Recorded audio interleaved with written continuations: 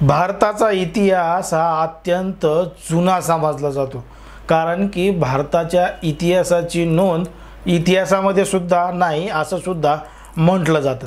कारण की जर आपण पाहिलं तर 2000 वर्षापूर्वींचा इतिहास त्याची नोंद सुरुवात झाली, जशी कॅलेंडरला सुरुवात झाली त्या पद्धतीनं इसवी सन 2000 पासून सगळ्या काही ऐतिहासिक वस्तूंना, ऐतिहासिक घटनांना सुरुवात झाली। पण भारताचा इतिहास त्या अगोदर सुद्धा आहे, भारताची तशी संस्कृती देखील आहे आणि त्या काळामधलं जे काही चित्र होतं ते चित्र एक शिल्पकलेच्या माध्यमातून विविध मंदिरावर रेखाटलेली आहेत असं सुद्धा आपल्याला काही मंदिरावर काढलेल्या शिल्पकलांमधून दिसत असतं। त्यामध्येच येणारे जे खजुराहो मंदिर आहेत त्या मंदिरावर सुद्धा जे काही चित्र रेखाटलेले आहेत ते म्हणजे अश्लीलतेचा कळस आहे का असं सुद्धा म्हटलं जातं। कारण की खजुराहो मंदिरावर जे रेखाटलेले कोरलेले जे चित्र आहेत त्यामधून अश्लीलता दिसते असं सुद्धा काही लोकांचं म्हणणं आहे, पण त्यावर स्पष्टपणे अजूनही बोललं जात नाही।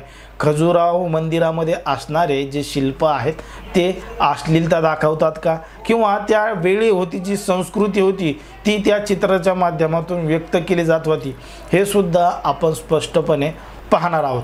मुळात जर आपण पाहिलं तर भारताची संस्कृती ही अत्यंत जुनी आहे आणि त्याच संस्कृतीच्या माध्यमातून जे काही शिल्पकला आहे ती तेव्हापासून निर्मिती झाली। आता ती जी निर्मिती झाली त्यामध्ये तसे चित्र रेखाटण्यात आले होते आणि ते चित्र संपूर्ण नग्न असायचे आणि त्या नग्न असणाऱ्या चित्राला आजकालचे लोक अश्लीलता म्हणून बघू लागले, अश्लीलता म्हणून पाहू लागले।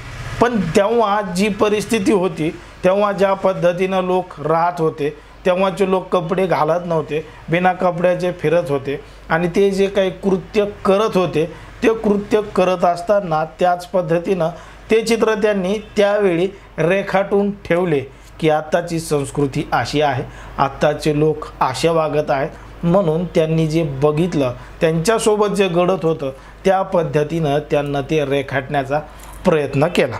आता जो खजुराहो मंदिरातील सर्वात प्रसिद्ध कंदरिया महादेव मंदिरावरचं काम जर पाहिलं तर त्यावर कामक्रीडा, कामवासना, मैथून करणारे शिल्प आहेत। आता हे जे काही शिल्प आहेत ते शिल्प त्यावेळी रेखाटलेले आहेत आणि आजकालचे लोक त्याला अश्लीलता म्हणू लागतात। आता ती अश्लीलता त्या चित्रांमध्ये आहे का ते आपल्या डोळ्यामध्ये आहे असं सुद्धा आपल्याला आपल्या डोळ्यांनी पाहावं लागेल, कारण की प्रत्येक गोष्टीचे दोन भाग असतात, कोणत्या भागाने पाहायचं ते आपल्यावर अवलंबून आहे। दुसरी महत्त्वाची गोष्ट म्हणजे जी काही कामवासना आहे, कामवासनाचे चित्र त्या ठिकाणी रेखाटलेले आहेत, काढलेले आहेत, ती कामवासना प्रत्यक्षात होती आणि ती कामवासना होती म्हणूनच ही पिढ्यानापिढी तयार होत गेली। मग ती जर नसली असती तर आजकालची पिढी तयार झाली असती का?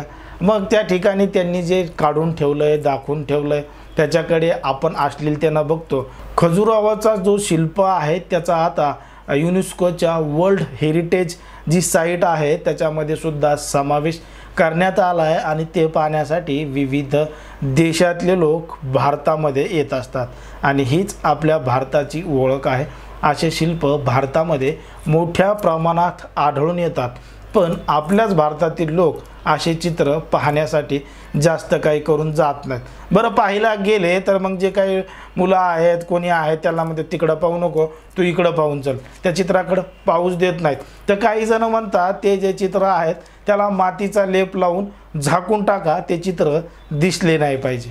मग जे आपला ऐतिहासिक वारसा आहे ते वारसा जपण्याचं काम आपण केलं पाहिजे का लपून ठेवण्याचं काम आपण केलं पाहिजे असं सुद्धा आपल्याला या ठिकाणी वाटू लागतं।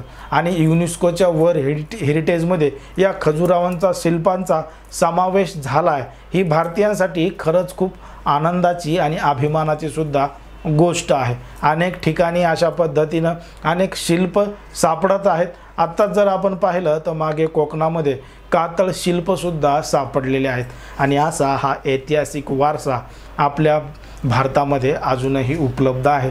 तो आपण नक्कीच आपला इतिहास काय आहे हे पाहण्यासाठी त्या ठिकाणी गेलं पाहिजे। एकंदरीत या संपूर्ण माहितीवर तुम्हाला काय वाटतं कातळ शिल्पाबद्दल तुम्हाला काय वाटतं, जे काही खजुरावांचे चित्र आहेत, शिल्प आहेत, त्याबद्दल तुम्हाला काय वाटतं हे अगदी स्पष्टपणे आपल्याला कमेंटमध्ये सांगा.